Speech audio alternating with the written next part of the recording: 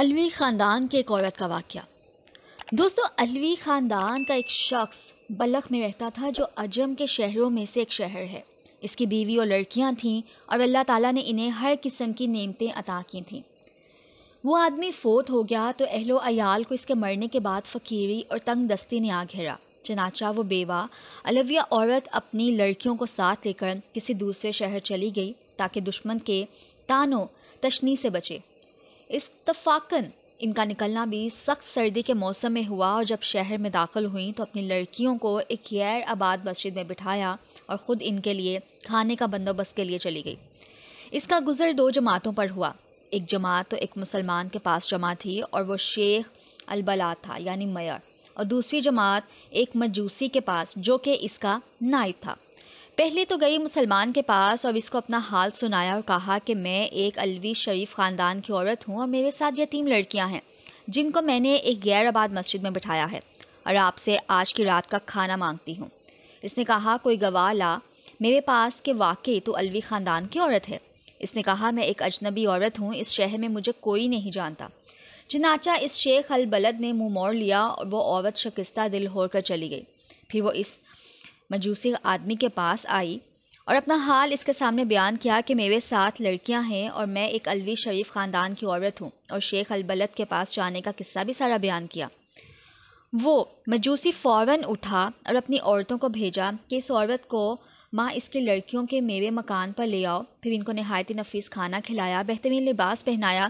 جب آدھی رات ہوئی تو شیخ البلد نے خواب میں دیکھا کہ قیامت قائم ہو گئی ہے اور رکھا گیا ہے جھنڈا نبی کریم صلی اللہ علیہ وآلہ وسلم کے سر پر، اور ایک محل ہے سبز یاقوت کا جس کے کنارے یاقوت کے ہیں اور اس میں مرجان کے یاقوت جڑے ہوئے ہیں۔ پھر کہا شیخ البلد نے یا رسول اللہ صلی اللہ علیہ وآلہ وسلم یہ محل کس کا ہے؟ آپ صلی اللہ علیہ وآلہ وسلم نے ارشاد پاک فرمایا یہ مسلمان کے لیے ہے۔ اس نے کہا یا رسول اللہ صلی اللہ علیہ وآلہ وسلم میں مسلمان ہوں۔ تو آپ صلی اللہ علیہ وآلہ وسلم نے ارشاد پاک فرمایا میرے پاس گواہ لا کہ تو واقعی مسلمان ہے۔ وہ سن کر حیران رہ گیا تو فرمایا نبی کریم صلی اللہ علیہ وآلہ وسلم نے وہ عورت علویہ جب تیرے پاس آئی تھی تو نے بھی تو یہی کہا تھا نا کہ میرے پاس گواہ لا کہ واقعی تو علویہ عورت ہے، سو اسی طرح تو بھی گواہ لیا میرے پاس کہ واقعی مسلمان ہے۔ جب خواب سے بیدار ہوا تو نہایت غم زدہ پریشان تھا۔ بیدار ہوتے ہی دریافت کیا کہ وہ عورت کہاں ہے۔ جب معلوم ہوا کہ وہ عورت مجوسی کے پاس ہے، اس نے آدمی بھیجا کہ مجوسی میرے پاس لاؤ۔ چنانچہ وہ لایا گیا تو اس نے اس کو کہا کہ میں یہ عورت علویہ تجھ سے مانگتا ہوں ماں لڑکیوں کے۔ اس نے کہا یہ کام بہت ہی مشکل ہے اور مجھ کو بلا شبہ بہت برکات حاصل ہوئی ہیں۔ اس نے کہا مجھ سے 1000 دینار لے لے اور ان کو مجھے دے دے۔ اس نے جواب دیا یہ بہت مشکل ہے، میں انہیں واپس نہیں کروں گا۔ مجوسی نے کہا جو چیز آپ چاہتے ہیں میں اس کا زیادہ مستحق ہوں، اور وہ محل جو آپ نے خواب میں دیکھا ہے وہ میرے لیے بنایا گیا ہے۔ کیا تم میرے سامنے اپنا اسلام ظاہر کرتے ہو؟